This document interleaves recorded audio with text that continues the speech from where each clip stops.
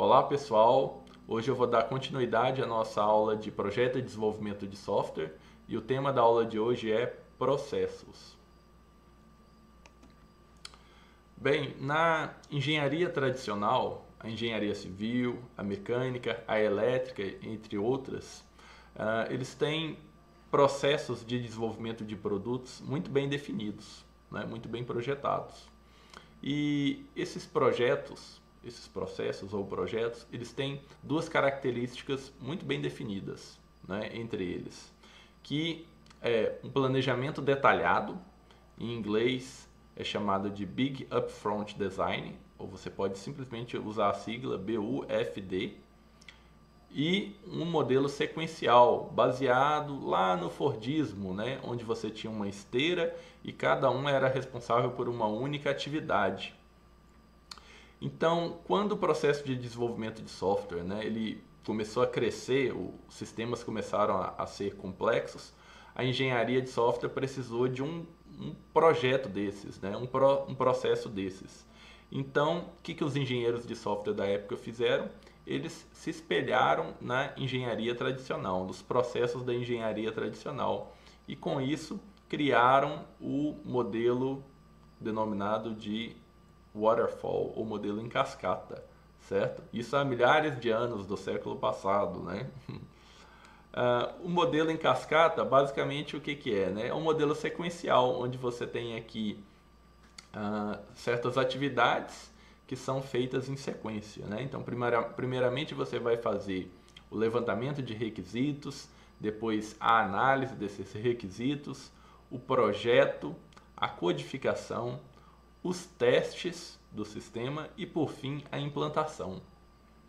Só que, como eu comentei na aula anterior, o Waterfall ele apresentou diversos problemas, né? Porque o software ele não tem a mesma característica dos outros produtos das engenharias, né? O software ele é muito dinâmico, né? Ele precisa passar por modificação. Então, o que acontecia nesse processo aqui? Até o software ser implantado, esse processo podia demorar meses, talvez anos. E muitas vezes acontecia de o software, o sistema ser implantado e os requisitos já mudarem, né? As funcionalidades já não serviam mais. Então, era necessário algum outro processo, né? Porque o software, como eu disse, é diferente dos produtos da engenharia tradicional. Então, o software tinha essa característica de ser mais dinâmico. Então, um software é diferente de um carro, de uma ponte, de uma casa, de um avião, de um celular, porque o software está passando constantemente por mudanças, né? Então, o software não é um produto físico. O software é abstrato e deve ser adaptável, né, ao mundo real. Então, a primeira dificuldade é a questão dos requisitos, que eu comentei com vocês. Os clientes, muitas vezes, quando é feita essa análise de requisitos, os clientes eles não sabem o que quer em um software. Ele tem uma ideia, né? E o número, as funcionalidades que podem ser desenvolvidas em um software, elas são infinitas. É difícil você prever, você como engenheiro ou mesmo como um cliente, sem ter a experiência, né? E além disso tudo, o mundo muda, né? Os requisitos mudam, as leis mudam, as ferramentas, as linguagens de programação, elas mudam, certo? Tudo isso vai influenciar. Então, olha só, chegou um ponto que não dá mais para ficar um ano levantando requisitos, um ano projetando, um ano implementando. As etapas, as atividades ali eram muito demoradas, né? Muito lentas. O software custava ficar pronto e quando estava pronto já estava obsoleto, certo? Dificuldade 2, em relação às documentações, tá? Você tinha uma etapa ali só para criação de documentos de requisitos, os modelos, né? Diagrama de classes, diagrama de sequência, diagrama de atividades. Todos eles levam muito tempo para ser levantados, para serem detalhados.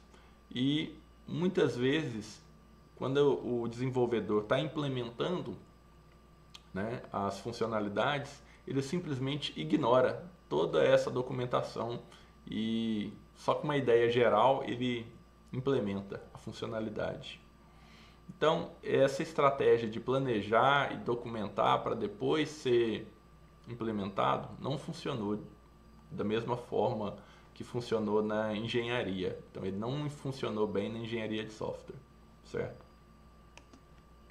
Então, a solução para isso foi o Manifesto Ágil, em 2001. O que aconteceu em 2001? Um grupo de desenvolvedores de software se fizeram uma reunião nos Estados Unidos, né, e propuseram uma série de mudanças, né, no processo de desenvolvimento de software. E com isso eles criaram o que é chamado de Manifesto Ágil, tá? E o Manifesto Ágil ele tem aí basicamente 4 valores, tá? Que vocês podem ter um site que chama agilemanifesto.org, onde vocês vão encontrar esse manifesto com esses 4 valores do Manifesto Ágil. Mas, resumindo aqui para vocês, o primeiro manifesto é: indivíduos e interações mais que processos e ferramentas, né? Ou seja, os processos e as ferramentas, elas são importantes, mas elas devem ser simples, né? E devem ser mais úteis para o sistema. O segundo valor é o software em funcionamento mais do que a documentação abrangente, né? A documentação também é importante, mas que seja somente o necessário, né? Para você não ter um esforço desnecessário. O terceiro valor é colaboração com o cliente mais que a negociação de contratos, certo? Aqui o que deve acontecer é a colaboração entre o cliente e a equipe que está desenvolvendo, né? Tem que ter uma comunicação constante aí. Quarto valor, responder a mudanças mais que seguir um plano. Então aqui o que deve ser feito é aprender com as informações e o feedback, né, do cliente. Você tem que ter um feedback, aí, um contato próximo com o cliente para você poder adaptar o plano de desenvolvimento a qualquer hora. Portanto, a ideia central, olha só, comparando o modelo ágil com o modelo em cascata. Que a gente tem aqui o modelo em cascata em cima, onde você tem aí, né, resumindo aqui em 4 etapas: etapa de requisitos, depois a etapa de projeto, aí seguindo a etapa de implementação e por fim a etapa de testes e implantação, certo? O modelo ágil, ele já vai ter aqui, vai ser um processo iterativo, certo? O desenvolvimento vai ser iterativo. Então, cada caixinha aqui, do processo aqui do método ágil, cada caixinha aqui é uma iteração. E essa iteração vai implantar alguma melhoria no sistema, certo? Então, cada iteração você vai desenvolver uma funcionalidade para o sistema. Um erro que a gente pode cometer aqui é que cada caixinha seja considerada um modelo em cascata, mas não é, tá? Cada caixinha aqui, cada iteração do método ágil, ele é bem mais simples, tá? Mais flexível que o modelo em cascata.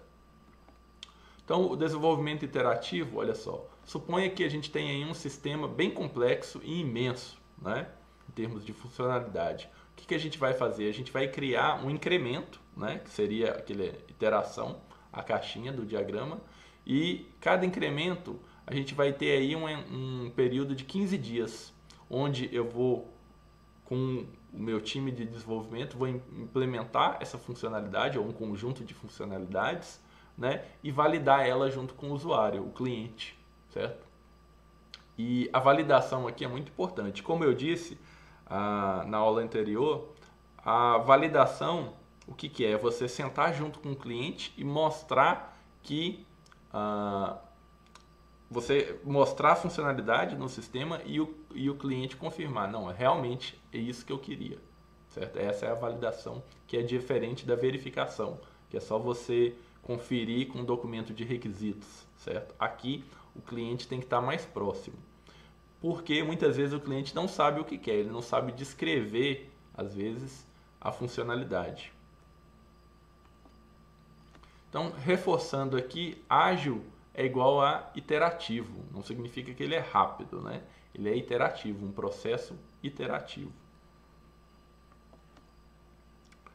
Bem, outros pontos importantes aqui, né, dos métodos ágeis. Menor ênfase em documentação. Não significa que a gente não tem documentação. A gente tem aqui, só que ela tem uma ênfase menor, tá?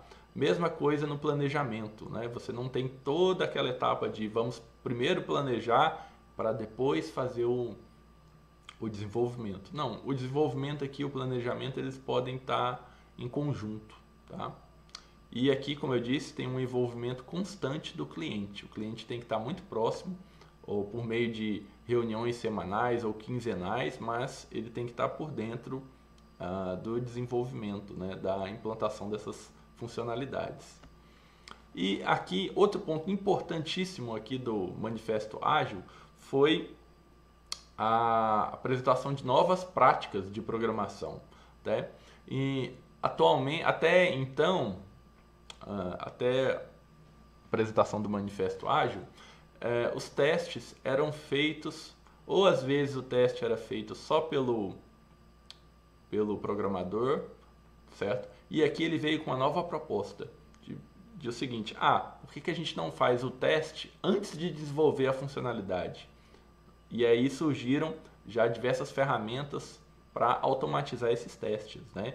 Outra coisa também que é a proposta, a automatização dos testes.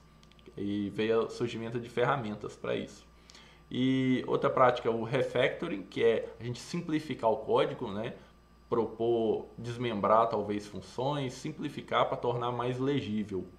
E a integração contínua, porque no caso quando você tem uma equipe, um time de desenvolvimento, o que acontece, né? Normalmente essa equipe vai usar alguma ferramenta para controle do versionamento. O que vai acontecer? O desenvolvedor ele vai baixar o código para o computador dele, desenvolver alguma funcionalidade e depois enviar esse código para o servidor, né? Enviar esse código, ele vai ter que fazer uma integração com o código desenvolvido pelos outros desenvolvedores do time, certo?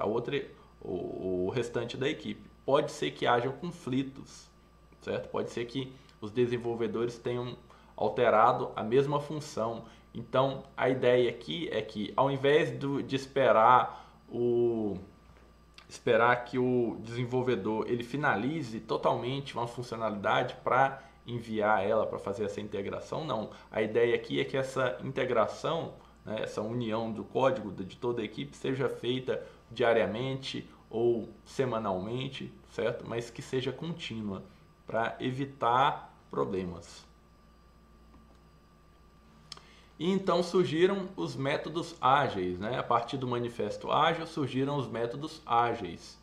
E o que aconteceu? Os métodos ágeis eles dão mais consistência às ideias ágeis. Eles já vêm com um processo já definido, mesmo que esse processo seja bem leve e flexível, certo? Ele já vem aí com um workflow já bem definido, quais os eventos que devem acontecer, quais os papéis que você tem na equipe, né? Se existe um gerente, um desenvolvedor, alguém que fica responsável por ter uma comunicação mais próxima com o cliente, quais práticas e os princípios, tá?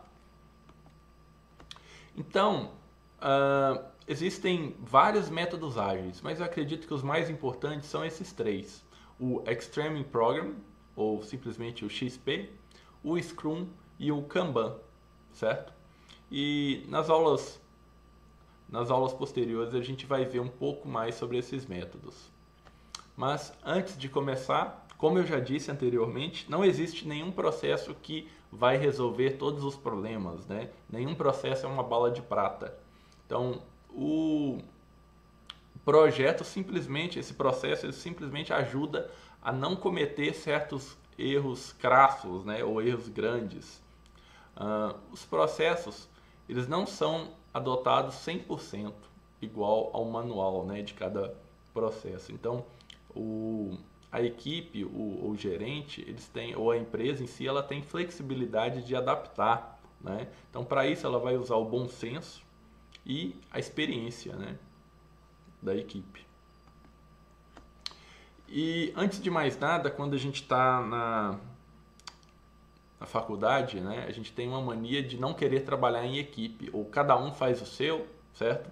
Mas o desenvolvimento de software é um esporte para ser, digamos assim, um esporte em equipe, né? Daí a importância desses processos. Não existe hoje em dia um gênio que resolva todos os problemas de uma empresa, que faça um sistema sozinho, tá? Softwares, sistemas complexos, eles são feitos em equipe. E aqui tem um vídeo muito interessante do Luiz André Barroso, que é um brasileiro que trabalha como engenheiro lá do Google, e ele faz um comentário sobre isso, sobre a importância do trabalho em equipe, do desenvolvedor saber trabalhar em equipe. Então eu vou deixar o link aqui para que vocês assistam e vejam a importância do trabalho em equipe, que é o que prega todos esses métodos, certo? E eu finalizo aqui a nossa aula de hoje. Nas próximas aulas nós vamos focar no estudo dos métodos ágeis, certo? Muito obrigado e até a próxima.